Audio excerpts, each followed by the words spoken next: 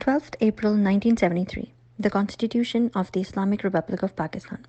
Whereas sovereignty over the entire universe belongs to Almighty Allah alone, and the authority to be exercised by the people of Pakistan within the limits prescribed by Him as a sacred trust. And whereas it is the will of the people of Pakistan to establish an order, wherein the state shall exercise its powers and authority through the chosen representatives of the people, wherein the principles of democracy, freedom, equality, tolerance, and social justice, as enunciated by Islam, shall be fully observed. The preamble of the Constitution of the Islamic Republic of Pakistan. Imported حکومت کے اتحاد نے اپنی تمام سیاسی زندگی قوم کے سامنے اپنے آپ کو آئین اور جمہوریت کا علم بردار ظاہر کیا۔ آج وہی لوگ یہی کہہ رہے ہیں کہ آئین کی فلاں شق پر عمل نہ بھی ہو تو کوئی فرق نہیں پڑتا۔ یہی وجہ ہے کہ پچھلے 11 مہینوں میں عوام کے ساتھ کی جانے والی زیادتیوں کی فہرست میں اب عوام سے ووٹ کا حق چھین لینا بھی شامل ہو چکا ہے۔ پنجاب اور خیبر پختونخوا کے انتخابات نہ کرا کر امپورٹڈ حکومت عوام سے صرف اور صرف ووٹ کا حق چھیننا چاہتی ہے۔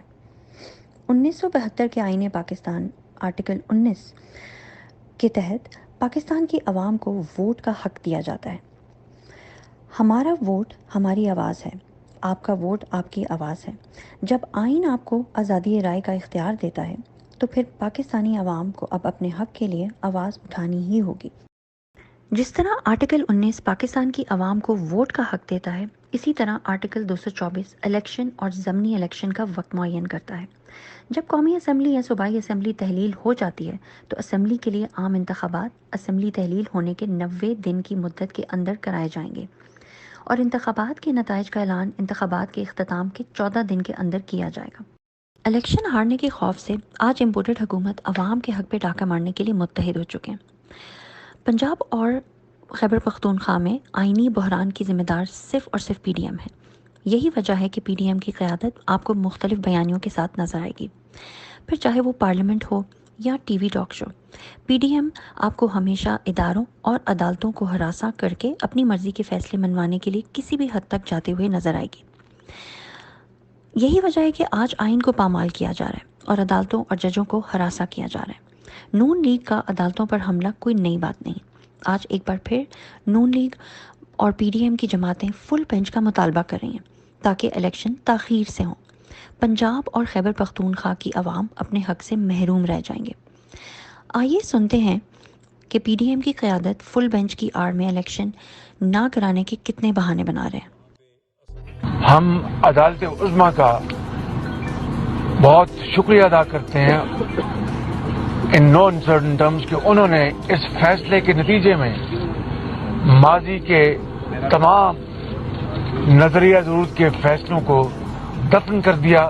یہ عدلیہ کی جیت ہے، یہ پاکستان کی آئین کا جیت ہے، یہ پاکستان کی جیت آئین کا جیت ہے، یہ پاکستان جو ہمیں یہ درس دیتے ہیں کہ جناب کابینہ سے فیصلے کروائیں، خود بھی آپ اپنی کابینہ سے فیصلے کروائیں۔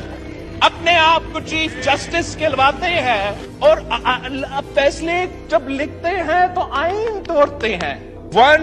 جو ڈکٹیٹوریل اپروچ ہوتا ہے، چیف جسٹس کی مرضی قانون کیا ہے، چیف جسٹس کی مرضی آئین کا کیا ہے، یہ روایت ہم توڑنے۔ تو جو ہمیں یہ درس دیتے ہیں کہ جناب کابینہ سے فیصلے کروائیں، خود بھی آپ اپنی کابینہ سے فیصلے کروائیں۔ اپنے آپ کو چیف جسٹس کہلواتے ہیں اور فیصلے جب لکھتے ہیں تو میں ایک جمہوریت پسند کارکن ہوں پولیٹیکل، اور میں سمجھتی ہوں کہ الیکشنز کے علاوہ پاکستان کا کوئی حل نہیں ہے۔ ہر 5 سال کے بعد الیکشن ہونے چاہیے پولیٹیکل، لیکن پولیٹیکل سٹیبلٹی ہونی چاہیے ملک کے اندر۔ اس نے وہاں پہ اسمبلیاں توڑنے کا اعلان کر دیا، پھر اس اسمبلیاں توڑنے کے عمل کو کوئی تقریباً 1.5-2 مہینے چلایا۔ مقصد کیا تھا کہ یہ بحرانی کیفیت جو ہے یہ جاری رہے، سیاسی عدم استحکام جو ہے وہ جاری رہے اور ملک کا جو ہے وہ نقصان ہو، اور اس کے بعد جو ہے وہ اسمبلیاں توڑ دیں۔ اب جناب اسپیکر، اس وقت صورتحال یہ ہے کہ اسمبلیاں توڑنے کے بعد اب 90 دن میں جو ہے وہ الیکشن کروانے کی جو ہے وہ آئینی قدغن ہے. ویسے 30 اپریل جو ہے وہ 90 دن کے اندر نہیں ہے. میم الیکشن نہ کروانا کیا آئین کی خلاف ورزی نہیں ہے؟ میم الیکشن نہ کروانا. دیکھیں بات الیکشن کرانے کی نہیں ہے. اگر الیکشن سے کوئی بھاگ رہا ہے تو وہ عمران خان بھاگ رہا ہے. وہ صرف ملک میں یہ تماشا چاہتا ہے. الیکشن اگر کوئی اس ملک میں کرا سکتا ہے اور کوئی چاہتا ہے کہ ہو تو وہ جمہوری جماعتیں ہیں. کہا جی کہ ہمارے پاس اس وقت اتنا عملہ نہیں ہے کہ ہم جس طرح ریگولر ہم سیکورٹی فراہم کرتے ہیں وہ کر سکے. ٹھیک ہے. ہم نے کہا جی کہ ہمارے پاس اس وقت اتنا عملہ نہیں ہے کہ ہم جس طرح ریگولر ہم سیکورٹی فراہم کرتے ہیں وہ کر سکے. ٹھیک ہے. ہم نے کہا جی کہ ہمارے پاس اس وقت اتنا عملہ نہیں ہے کہ ہم جس طرح ریگولر ہم سیکورٹی فراہم کرتے ہیں وہ کر سکے. الیکشن کمیشن کو فائنانس بھی چاہیے, الیکشن کمیشن کو فوج بھی چاہیے, قانون نافذ کرنے والوں کی سپورٹ بھی چاہیے. اور کیا الیکشن کمیشن کو دونوں ادارے جو ہیں وہ کیا جواب دے رہے ہیں؟ آپ ملبہ ڈالیں گے حکومت پہ, کیوں ڈالیں بھائی؟ آپ ملبہ ڈالیں میرے پہ کہ فوج بھی حکومت کے ماتحت ہی ہوتی ہے سر, فائنانس بھی حکومت کے ماتحت ہے. کون سی آئینی پرویژن ہے جو کہتی ہے اکٹھے الیکشن ہونے چاہیے؟ بات دیکھیے آرٹیکل 224 کے اوپر آپ پارلیمنٹری ڈیبیٹس نکال کے آپ چیلنج قبول کر لیں, عطا صاحب چیلنج قبول کر لیں کہ 224 اکٹھے الیکشن کی بات کرتا ہے. بات یہ ہے میں آپ کے سارے چیلنج قبول کروں گا, آپ تسلی رکھیں. بات یہ ہے نہیں آپ آئے نا ایسے نہیں ہے. منصور صاحب کے پروگرام میں آپ چیلنج قبول کریں کہ 224 اکٹھے الیکشن کی بات کرتا ہے. جا کے کہیں گے آ جاؤں گا اس کی نہیں اسی پہ منصور کے پروگرام میں, نہیں منصور کے پروگرام میں 1 to 1. سر ایک منٹ تاڑا صاحب, do you accept this challenge? Tara صاحب ڈو یو؟ 3.5 مہینے کے اندر نئی حلقہ بندیاں ہو سکتی ہیں, اور پھر کیونکہ 90 دن تو اب کلاس نہیں رہی, اب تو یہ ہے کہ الیکشن جلدی ہو سکتے ہیں.